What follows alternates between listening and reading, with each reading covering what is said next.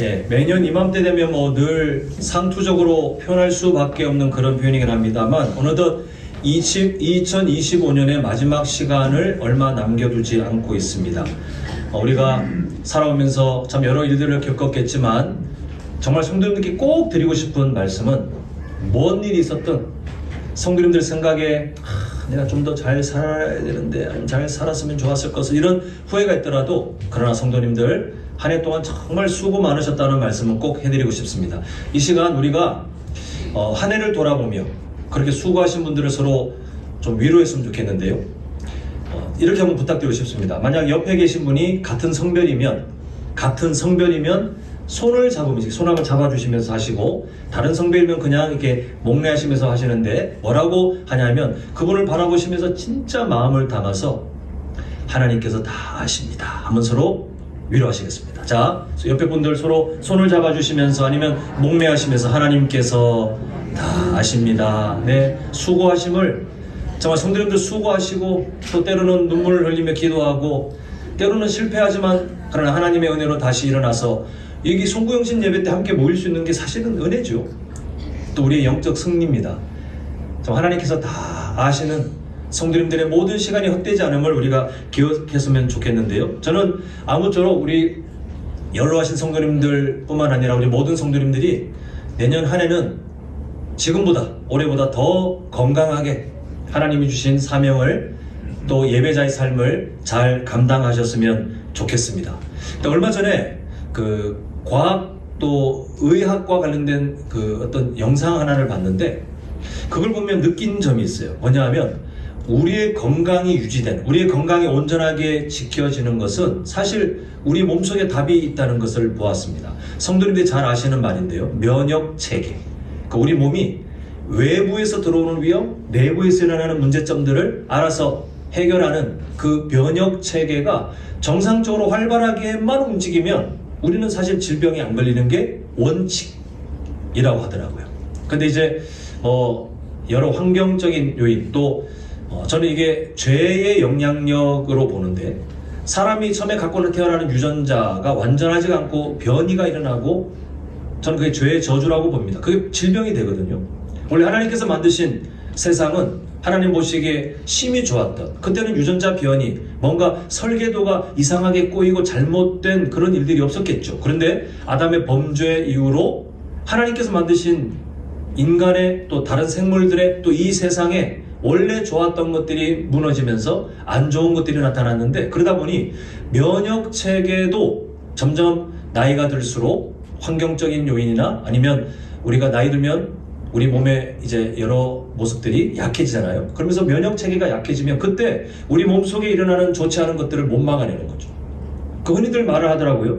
우리 몸속에 하루에도 수많은 암세포가 생겨나지만 우리 몸 안에 있는 면역 체계가 아주 열심히 그 암세포를 막아내고 있기 때문에 일상 속에서는 만날 일이 없는데 어느 한순간 그 면역 체계보다 암세포가 월등히 어느 부분에서 성장을 시작하면 그때부터는 우리가 참 무섭게 생각하는 그 암이라는 질병이 시작됩니다. 다른 질병도 마찬가지죠.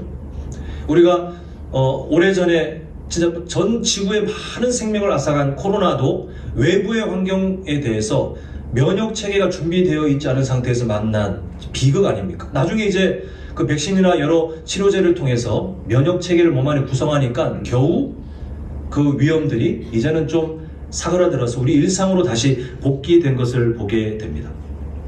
결국 면역 체계만 정상적으로 잘 작동하면 우리는 건강. 근데 반대로 면역 체계가 무너지면 우리는 질병을 앓게 되는데 우리가 알든 모르든 우리 몸 안에 하나님께서 원래 만드신 면역 체계는 24시간 365일 계속해서 우리 몸을 지키기 위해서 지금도 열심을 내고 있습니다. 그 방어 시스템이 작동하는 한 우리는 일상 속의 건강이라는 것을 우리가 유지할 수 있는데 저는 성도님들께 아까 전에 한 해 동안 건강하셔서 사명자로 예배자로 더 열심히 사셨으면 좋겠다라고 덕담을 해드렸습니다. 그런데 그보다 훨씬 더 간절한 소망이 있는데요. 그것은 성도님들의 2026년 영적 건강이 더 확보가 되셨으면 좋겠어요.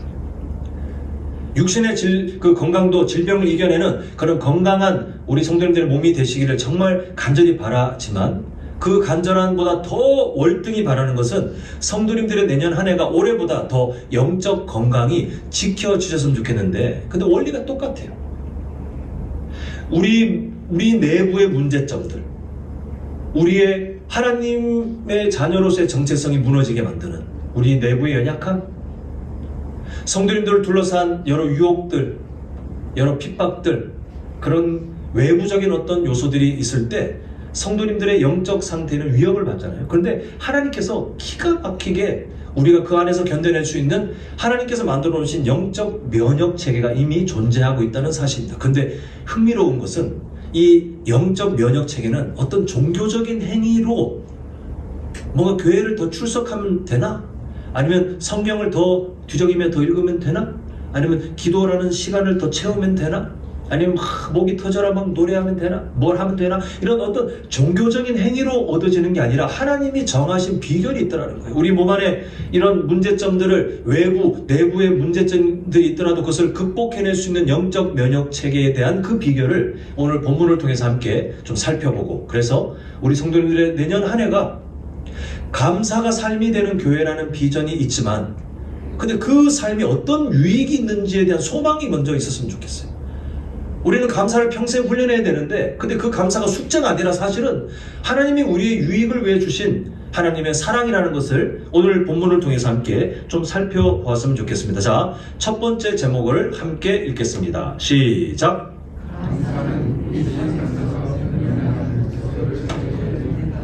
네, 오늘 본문 6절을 다시 한번 읽어보면요, 아무것도 염려하지 말고 다만 모든 일에 기도와 간구로 너희 구할 것을 무엇으로? 감사함으로 하나님께 아뢰라, 이렇게 말하고 있는데 상황을 좀 이해되겠습니다. 빌립보서잖아요. 빌립보 교회 성도들이 1차 독자예요.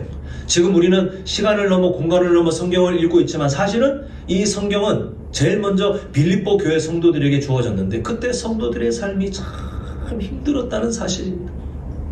로마 황제를 숭배 안 하면 죽여, 이런 분위기 속에 엄청난 압박과 두려움을 느꼈고, 또 그와 함께 유대교에서 유혹하고, 야 너희들 틀린 거야, 우리 전통을 떠나 너희들은 구원 못 받아, 이런 핍박들이 있었어요.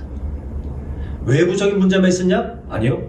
교회 내부적으로도 여러 해결해야 될 문제들이 많이 있었습니다. 그러다 보니 사람 마음에 염려가 안 생길 수가 없잖아요.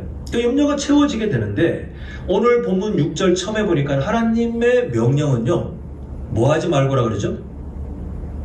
예, 제가 지금 상황 말씀드렸어요. 빌립보 교회 성도들이 우리보다 월등히 더 힘든 상황에서 신앙생활 했는데 하나님의 말씀이, 야 내가 너 안다, 너 염려 어떻게 하냐, 상황 이런데 염려해야지, 아니면 염려하게 내가 로마 황제 지금 죽여줄까, 이런 말씀을 하시는 게 아니라 상황은 그대로 두고 성도들에게 명령하시기를 염려하지 마, 이렇게 하나님이 아주 단호하게 말씀하고 계십니다.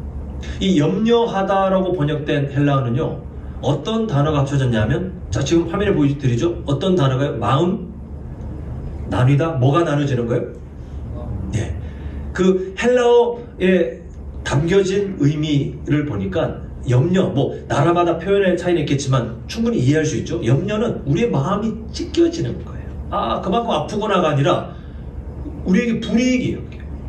하나님께서는 염려에 대해서 그렇게 말씀하고 계시는데, 이때 사용된 문법을 보니까 염려 안 하고 있는 사람한테 하나님께서 가셔서 미리, 야 너 나중에 혹시 무슨 일이 있어도 염려하면 안 된다가 아니라, 지금 문법을 보면 염려하고 있는 사람이에요. 지금 너무 고통스럽고 걱정되고 마음이 막 근심 속에 채워져 있는 사람한테 하나님께서 염려를 당장 멈춰야 돼, 그게 네가 살 길이야 라고 하나님이 특단의 조치를 지금 명령하고 계신 것이 아무것도 염려하지 말고의 의미입니다. 그 성경에 담겨진 경고를 보면 염려에 대해서 하나님은 되게 단호하세요. 왜냐하면 염려는요, 우리가 느끼긴 감정 같잖아요. 성경은 감정으로 받아들이지 않습니다. 자, 마태복음 6장 30절, 우리가 잘 아는 말씀이죠. 오늘 있다가 내일 아궁이에 던져지는 들불도 하나님이 이렇게 입히시거든 하물며 너희일까 보냐. 자, 이 성경 본문 앞뒤를 다 아시는 분들은 아시겠지만 무엇에 대한 걱정이냐면 먹고 사는 문제예요. 그 시대, 예수님 시대에 사람들이, 유대인들이, 또 예수님의 제자들과 또 예수님 따르는 사람들이 걱정하는데 먹고 사는 문제예요. 그만큼 힘들었어요, 사실. 돈을 더 벌기 위해서 내가 갖고 있는 건물값이 올라가고 막 땅이 막 엄청 많은데 그 땅값이 올라가고를 바라는 근심이 아니라 생존이에요, 생존. 진짜 그 먹고 사는 문제, 생존에 대한, 인생에 대한 문제 맞잖아요. 그런데 여러분 참 조심스럽지만 성경적인 염려의 해석을 우리가 이해하기 위해서 제가 이 말씀을 지금 소개해 드리는 건데, 제일 끝에 뭐라고 되어 있어요? 믿음이? 예, 염려에 대한 성경의 평가를 보니까 믿음이 작은 자예요. 하나님 너무하신 거 아니에요? 우리가 살면서 염려할 일이 참 많이 있는데 어떻게 이렇게 믿음이 작다고 너무하신 거 아니에요? 근데 우리가 정확하게 하나님이 통치하시는 이 세상에서 우리 안에 일어나는 염려의 진짜 정체를 알아야 해결을 할 수 있는데, 그 염려는 그냥 감정적으로 내가 좀 힘들지 뭐가 아니라 그 염려의 출발점을 보니까 누구에 대한 믿음이 작은 거예요? 하나님에 대한 믿음이 작다. 다르게 표현하자면 하나님을 덜 신뢰하는 만큼 우리 안에 염려가 채워지기 시작하는 것을 보게 돼요. 왜냐하면 염려는 감정이 아니라 하나님에 대한 태도이기 때문에 그렇습니다. 자, 저를 따라합니다. 염려는 감정이 아니라 하나님에 대한 태도다. 이게 우리가 주목해야 될 세속적인 염려의 해석을 잊어버리시고, 하나님께서 말씀을 통해 염려는 성도가 절대 그냥 넘어가지 말아야 돼. 이 염려는 하나님에 대한 태도의 문제인데, 하나님을 신뢰하는 게 약해질 때, 그때 일어나는 증상이라는 거예요. 그러니까 하나님에 대한 신뢰가 많으면 많을수록 염려가 들어올 자리가 줄어들어요. 반대로 하나님에 대한 신뢰가 줄어들면 줄어들수록 염려는 더 쉽게 우리 삶을 채워버리는 것을 보게 됩니다. 정리하자면 연약한 우리는 천국 갈 때까지 염려를 피할 방법이 없습니다. 연약하기 때문에 하나님께서 염려하지 마, 일단 멈춰라고 하긴 하시지만, 그러나 2026년 동안 우리가 염려 안 해야지 라고 한다고 해서 우리가 완전히 세상의 모든 상황에서 자유할 수 있는 그런 존재는 아니거든요. 우리는 또 어떤 상황이 있을 때에 하나님을 신뢰하지 못하는 그 부분만큼, 그 영역만큼 우리 삶의 염려가 순식간에 채워지고, 그 염려는 우리의 영혼을 병들게 만나는 아주 해로운 독소처럼 작용을 하게 돼요. 근데 하나님께서 그런 상황 가운데 성도들을 살게 하는 하나님의 비결을 오늘 본문에 담아 놓으셨는데, 다시 6절을 좀 봐야 되겠습니다. 자, 지금 상황이 안 좋다고 그랬어요. 빌립보 교회 성도들이, 이 말씀을 마주하는 성도들이 상황이 안 좋아요. 우리 같으면 뭐 뒤로 나자빠졌을지도 모르겠어요. 근데 하나님께서 일단 염려 멈춰. 네가 살려면 염려 일단 멈춰. 그 다음에 하나님의 해결책, 그 염려할 그 뭔가를 가지고, 그게 다만 모든 일이에요. 다만 모든 일. 지금 로마 황제, 막 유대교, 또 교회 내부의 문제들, 그 외에 우리 인생을 둘러싼 온갖 그런 문제들, 근심들, 이게 모든 일인데, 그 다만 모든 일, 염려할 만한 그 일들에 대해서 하나님이 명령하시는 그 다음에 길이 뭐예요? 뭐와 뭐로? 기도와 간구로. 결국에 누구한테 나가라는 거예요? 하나님 앞으로 나가야 이 염려라는 독소에 대해서 우리가 해결책을 찾기 시작하는데, 그때 하나님이 주시는 그 명령이 뭐냐면, 너희 구할 것을 감사함으로 하나님께 아뢰라. 이게 이상하잖아요. 너희 구할 것을 눈물을 흘리며, 그러나 눈물을 닦으며, 너희들 한숨이 나겠지만 한숨을 좀 줄여가면서 그렇게 하나님께 아뢰면 안 될까? 왜냐하면 지금 빌립보 교회 성도들의 상황이 안 좋다니까요. 감사할 일이 하나도 없다니까요. 근데 하나님은 염려가 감정이 아니라 누구에 대한 태도라고 그랬죠?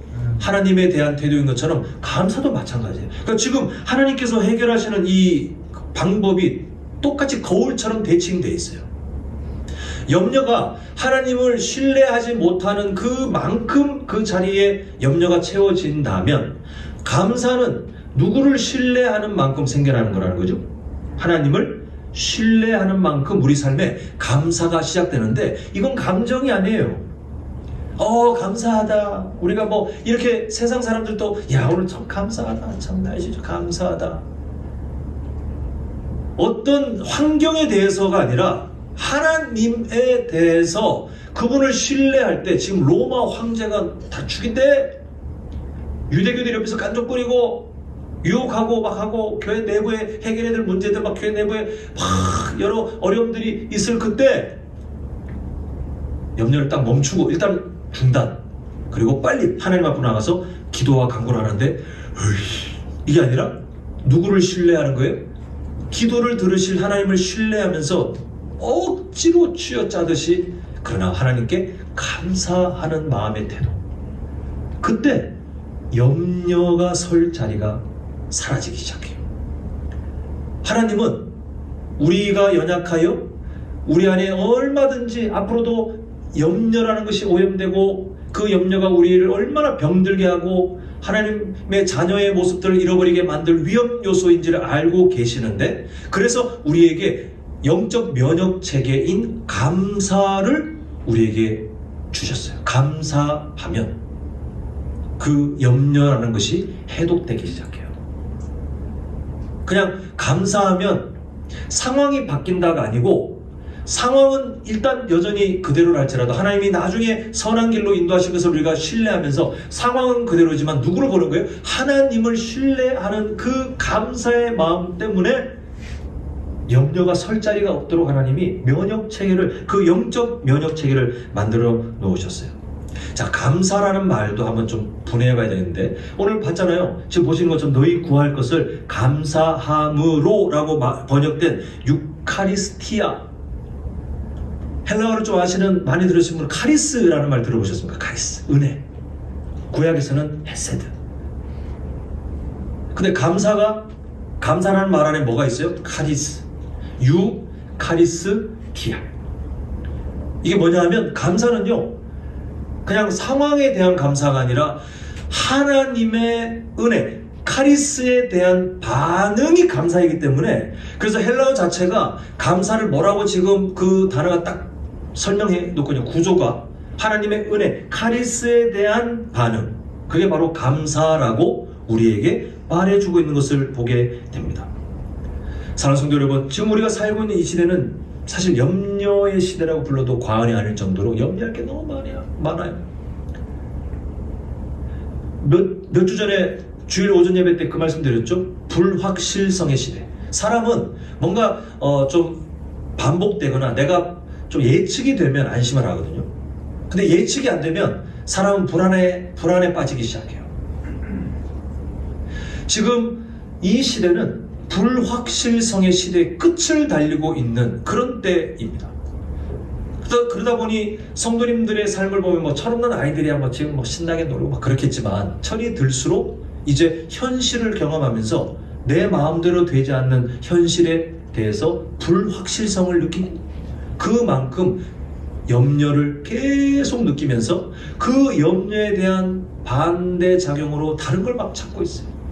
아니, 요즘 그렇게 과학적으로 맨날 교회에서 무슨 말씀 전하면 과학적으로 그게 말이 되네요. 그런데 희한하지 않습니까? 이런 시대 가운데 왜 이렇게 무속에 빠지는 사람들이 많은 것 같아요? 사람들이 자신들은 합리적이라고 생각하지만 그렇지 않아요. 이 불확실성의 시대 가운데 자신들의 속에 채워지는 염려를 해결하고 싶어서 결국은 이것도 해보고 저것도 해보고 나중에 그러면 점집에도 가보고, 처음에는 그래 재미인데 왜 이렇게 열심히 가서 그걸 듣고 또 그걸 기억하고 묵상하고, 2026년에는 내가 연애 운이 트인다고 하는데, 재물 운이 열린다고 하는데, 그러니까 염려를 해결하고 싶은 사람의 연약함이 다 동일한데, 어떤 사람들은 세상적으로, 근데 어떤 사람들은 하나님이 알려주시는 그 비결을 따라 해결하는, 우리가 어떤 삶을 살 것인지를 결정하고 훈련하자는 것이 2026년의 우리 비전이에요.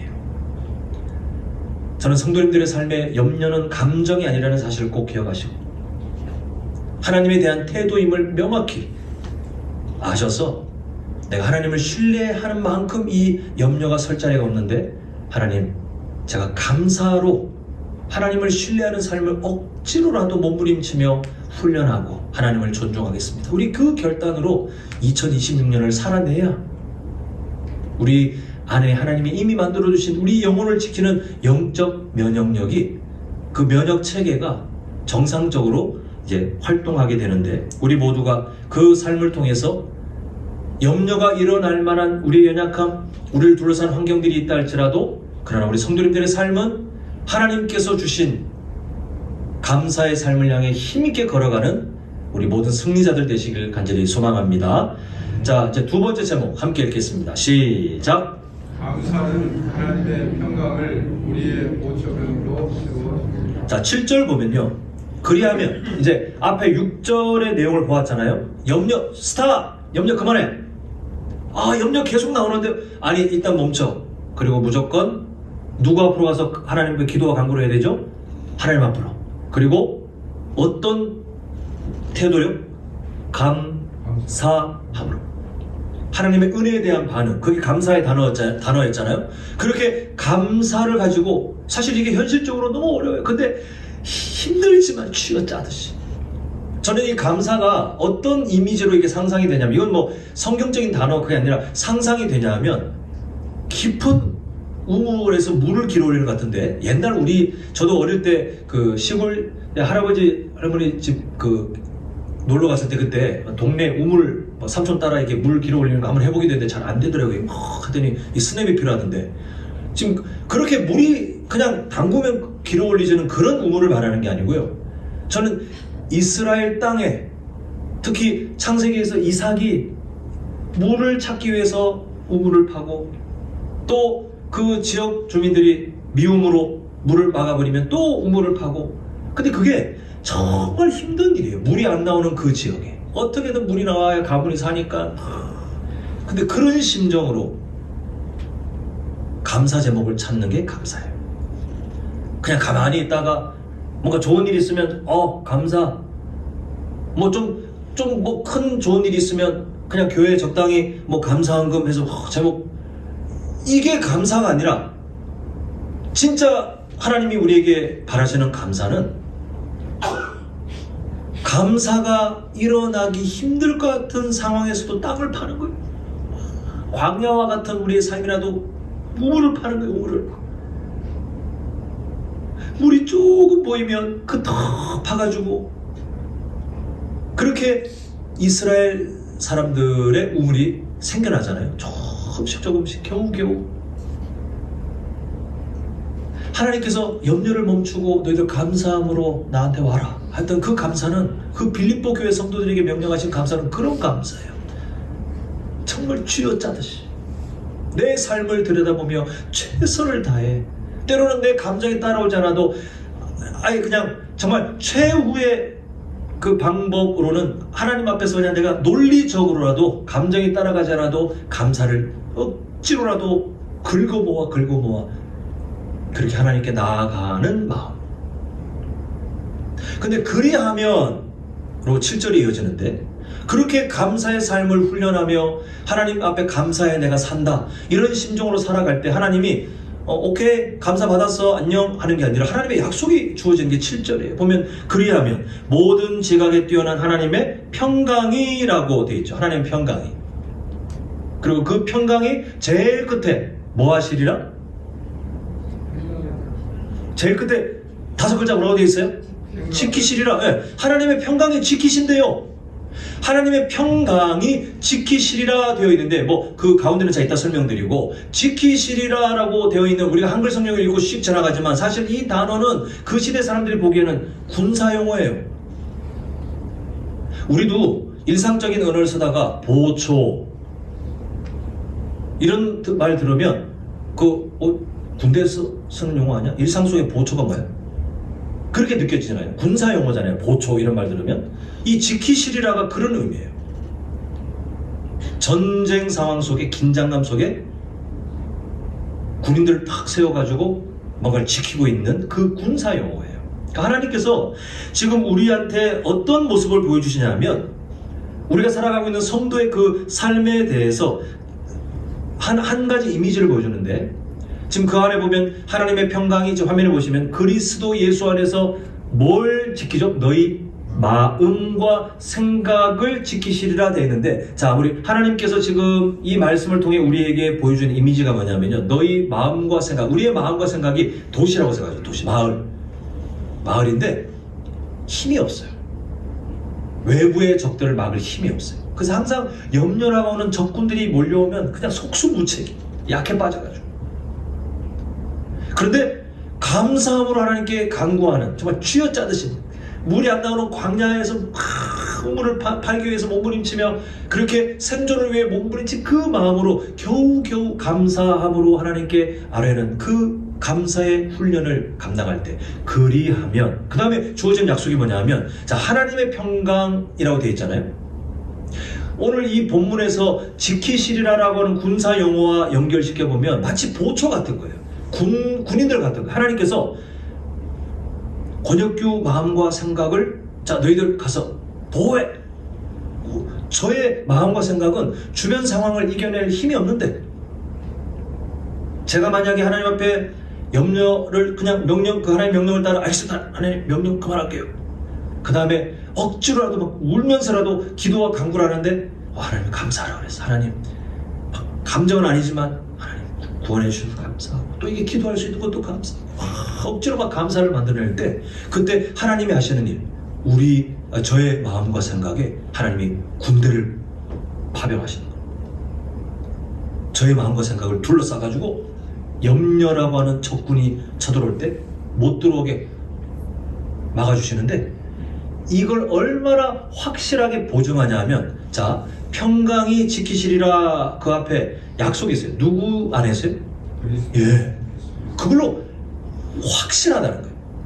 그리스도 예수 안에서 하나님이 하시는 그 일이 흐리멍텅할 수 없는 것이, 하나님의 그 일하심이 확실하기도 하지만 우리한테 너무나도 분명한, 우리를 그렇게 사랑하시는, 그리고 우리에게 우리 12월 한 달 동안 쭉 보았던 그 마지막 결론이 뭡니까? 승리하시나, 나중에 다시 오실 그 만왕의 왕. 근데 그 예수 그리스도께서 보증이 돼가지고 우리 마음과 생각을 하나님의 평강이라는 군사들이 지켜주시도록 하나님이 그런 약속을 이루겠다라고 오늘 본문에서 말씀하고 있는 것을 보게 됩니다. 저는요, 목사로 살면서 제가 뭐 엄청난 경험이 많은 건 아닌데, 그 작은 경험에 저의 둔한 그런 상황을 통해서라도 사람의 마음과 생각이 얼마나 연약한 것인지 정말 많이 봤어요. 전혀 그렇지 않을 뿐인데 순식간에 무너지는 일들을 저는 많이 봤어요. 아니, 저는 많이 봤어요 라고 말할 것도 없어요. 제가 그 산 증인이에요. 매일마다, 매 순간마다 마음과 생각 그 자체로는 무너지기 딱 좋은, 자, 그런 존재죠. 마치 엄마 태에서 이제 으에 하고 태어난 그 아기를 이제 밖에 내놓으면 걔는 어떻게 돼요? 외부 환경을 견딜 힘이 없어요. 누군가 도움이 없으면 죽어요. 그런 정도로 연약한 상태. 저는 성도님들의 삶을 지금까지 열심히 살아오신 그 삶, 우리가 처음에 서로 축복했잖아요. 수고하신 거 압니다. 하나님 다 아셔요. 수고하셨어요, 여러분. 이렇게 인사했잖아요.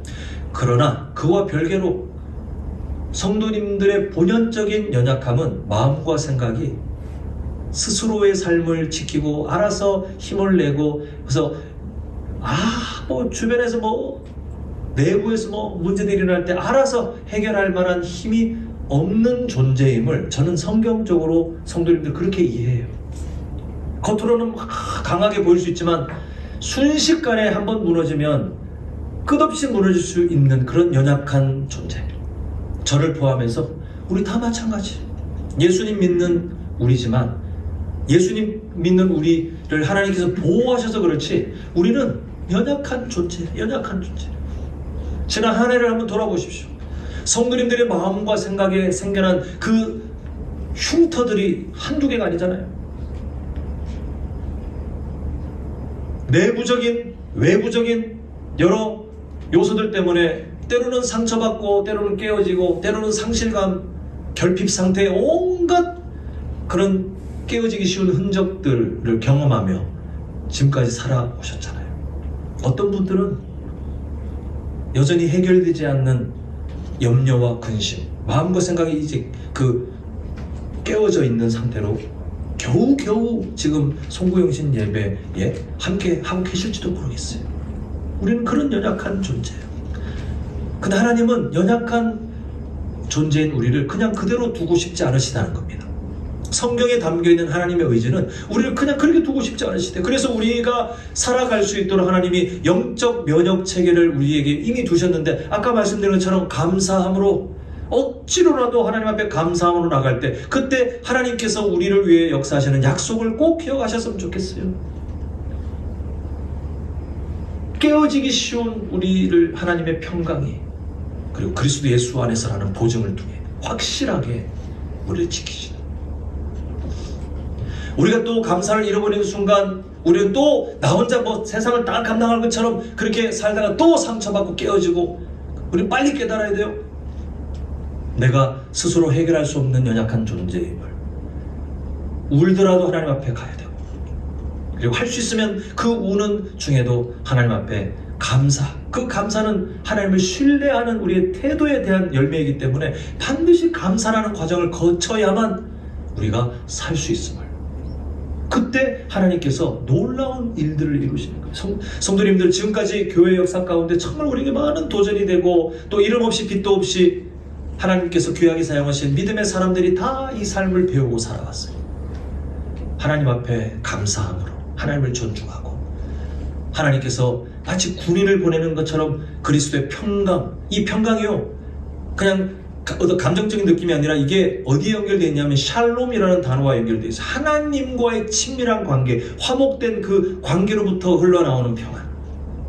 이걸 그냥 하나님께서 우리 마음과 생각을 지키는 군사처럼 보내셔서 우리의 연약함을 막아주시면서 또 하루를 살아갈 수 있도록, 또 한순간을 견뎌낼 수 있도록 우리를 도우시는 하나님이 예비하신 영적 면역 체계가 이미 준비되어 있어요.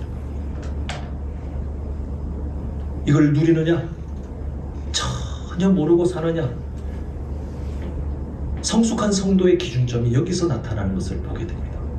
바라는 성도님들, 하나님을 향한 감사 훈련은 쉽지 않지만, 그러나 그게 곧 성도님들을 향한 하나님의 약속으로 이어지며 그게 곧 성도님들의 삶을 세워가는 유익이 됨을 꼭 기억하셔서 하나님이 준비하신 사랑의 방법이에요.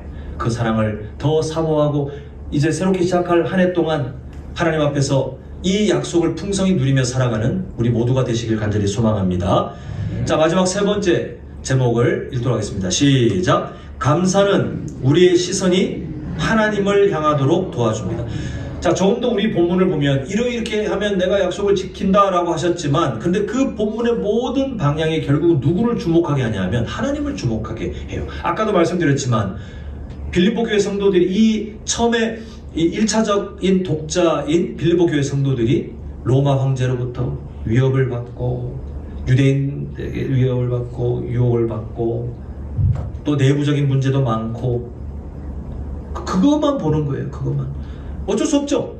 처음에 우리가 그렇게 환경에 눈이 먼저 가는 것은 어쩔 수 없어요. 그건 우리의 연약한 공통점. 근데 성도는 최대한 빨리 염려 멈춰야 돼. 스탑. 잠시 멈추고, 그걸 묵상해봤자 답도 안 나오니까 멈추고 이제 하나님 앞으로 기도와 간구로 내가 나가자. 누구를 보는 거예요? 하나님을 주목하는 삶. 결국 빌립보서 4장 6절과 7절은 하나님을 주목하는 삶으로 우리를 초청하는데, 이 하나님을 주목하는 삶과 하나님께 감사하는 삶은 유기적으로 연결되어 있어요. 아주 좋은 예가 창세기 3장에 기록된 최초의 범죄, 그때 하와가 보인 태도를 한번 잘 기억해 보셨으면 좋겠는데요. 뱀으로 등장한 악한 마귀가 하와한테 막 유혹할 때, 그때 하와가 만약에 그 상황에서 하나님을 주목하는 삶에 충실했다면 약간 불만 섞인 태도로, 선악과 먹지 말라 그러는데 그런 태도였어요. 그런 태도를 보이지 않았을 거예요. 하나님께 주목하는 삶이었다면 하나님이 주신 나머지 좋은 것들에 대해서 감사하느라 그 뱀이 뭐라고 하든 관심도 없이 하나님 이것도 주셨지, 이것도 감사하고, 그거 얘기하느라 시간 가는 줄 몰랐을 거예요. 근데 하나님을 주목하는 삶이 무너지고 하나님의 주권을, 하나님의 전능하심을, 또 피조물인 자신들의 그 경계선을 알 수 있도록 선악을 알게 하는 나무, 그 먹지 말라 하신 그 별것 아닌 명령, 지키는 게 하나도 어렵지 않은 그 명령, 그 명령의 결핍.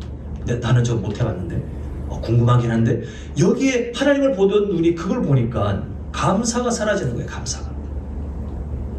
반대로 하나님께서 주신 것들에 감사하지 못하고 있다 보니 그 틈을, 하나님을 주목하지 않는 그 틈을 치고 이 악한 마귀가 유혹하는 일들이 바로 창세기 3장에서 아주 좋게 그 모델로 드러나고 있는 것을 보게 됩니다. 우리가 잠시 보는 빌립보서의 그 빌립보 교회 성도들도 마찬가지예요. 아까 말씀드린 그 상황 가운데 참 많은 결핍, 박해와 가난, 그런 결핍 상황, 상실감들, 참 많은 어려움들을 겪고 있었어요.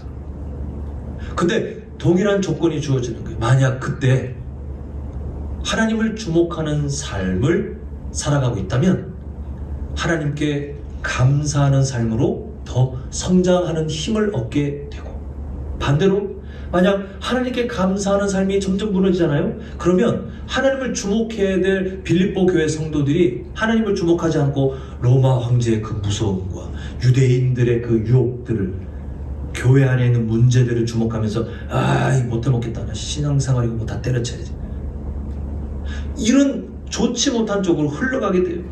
하나님을 주목하는 것과 하나님을 감사하는 것은 연결되어 있기 때문에 하나님께서는 빌립보서 4장 6절 7절을 통해서 하나님을 보라는 거예요.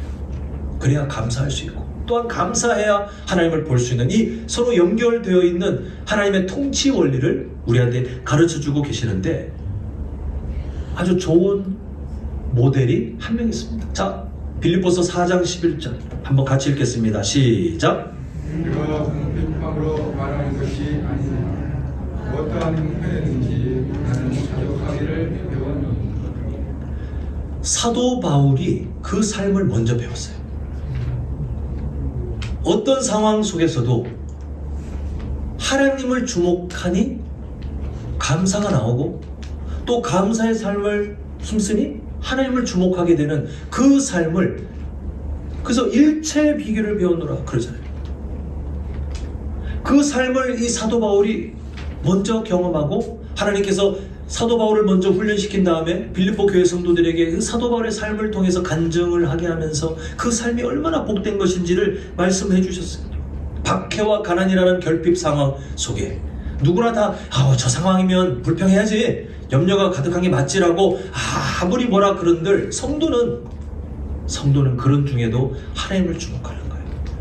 기도와 간구로 하나님 앞에 나아가고, 그 억지로라도 우물을 파는 심정으로 하나님 앞에 감사의 제목들을 찾아 올려드릴 때, 그때 그런 상황 속에서도 흔들리지 않는 진짜 성도의 비결, 진짜 교회의 비결을 하나님께서 주신 은혜를 통해 맛보게 되는데, 그 고백을 지금 사도 바울이 먼저 경험한, 먼저 배운 자로 그렇게 가르치고 있는 것을 보게 됩니다. 이게요, 하나님께서 우리에게 주고 싶으신 열매예요. 하나님을 주목하고 하나님을 감사하는 그 삶 안에서 훈련받고 있는 성도들에게 하나님이 주시고자 하는 그 삶, 어떤 형편에든지 자족하는, 감사할 수 있는 일체의 비결을 배웠노라 라고 말할 만한 그런 성숙한 삶, 하나님께서 낮추셔도 감사가 무너지지 않는 삶, 하나님께서 또 잠시 높여주셔도 교만해지지 않고 또한 하나님을 존중하는 삶, 그게 성도의 삶이에요. 그게 우리가 배워야 될 삶입니다. 이제 말씀을 맺고자 합니다. 찬양팀들 자리해 주시고요. 저는 성도님들의 2026년이 앞에 말씀드린 것처럼 더 영적 건강이 풍성한 그런 복된 인생이 되길 간절히 소망합니다. 그래서 내년에 우리가 함께 품을 비전을 오늘 주보를 통해서도 말씀드렸지만, 자, 이게 보이시죠? 뭐라고 딱 적혀있죠? 함께 읽겠습니다. 어떤 삶이? 자, 시작. 감사가 삶이 되는 교회. 감사를 이벤트로 하지 마십시오. 그 감사는 능력이 없어요. 뭔가 사람들이 부러워할 만한, 아니면 사람들이 봤을 때 그런 일이 있었어요. 그럼 내가 감사해야 되나? 감사한금 좀 해야 되나? 그런 거 말고 그냥 감사가 우리의 일상이 되도록 우물을 파내는 심정으로 그냥 자연스럽게 있다가 오늘 좀 햇볕도 괜찮고 이제 좀 추운데 나중에 보면 좀 따사롭네, 오늘 좀 기분이 좋으니까 감사합니다. 이런 감사 말고 어떤 상황에서도 흔들리지 않는 그러나 내 자존심을 꺾고 내 불안을 멈추고 그러나 하나님 앞으로 달려가는 외줄타기 같은 그 긴장감은 있으나 그러나 하나님을 존중하는 감사, 억지로라도 그 억지로의 감사를 말씀드려요. 자발적으로 튀어나오는 감사도 감사하지만 우리가 훈련해야 될 감사는 억지로의 감사예요. 억지로라도 감사하는 삶이 감사하는 그게 우리에게 일상처럼 되는 교회. 그때 하나님의 평강이 그리스도 예수 안에서 성도님들의 마음과 생각이라는 연약한 그 도시를 지키시는데 그 삶은 안 살아보면 모르는, 그 기쁨은 맛보지 않으면 모르는, 이렇게 말씀을 전하고 있는 저도 다 이루었기 때문에 여러분도 맛보십시오가 아니라 저도 그 삶이 뭔지를 조금은 살아오면서 조금씩 맛본 그 시간이 너무 짧기에 제가 연약해서 이제 내년 한 해는 우리가 더 그 시간을 하나님 앞에서 약속을 품고 더 누리고 그 간증을 더 흘려보내고 그런 삶을 꿈꾸며 우리가 함께 살아갔으면 좋겠는데요. 우리 그런 마음으로 마지막에 우리가 함께 지금 3가지 보았던 영적 교훈 제목만 한번 마음에 다시 한번 기억하도록 하겠습니다. 자, 시작! 감사는 우리의 삶에서 염려하는 목소리를 제거해 줍니다. 감사는 하나님의 평강을 우리의 모처분으로 두고 감사는 우리의 시선이 하나님을 향하도록 도와줍니다. 이 사실을 믿으시죠? 감사는 하나님이 우리를 살리고자 주신 비결이에요.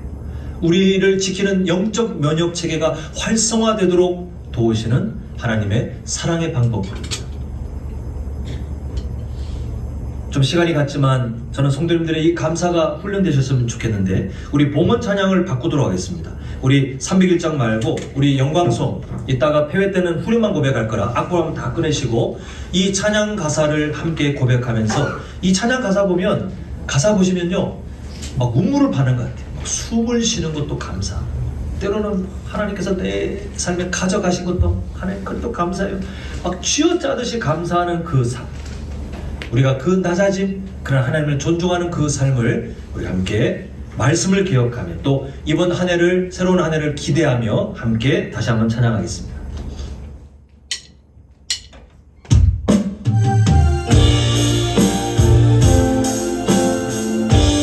자, 느린 악보를 참고하시면서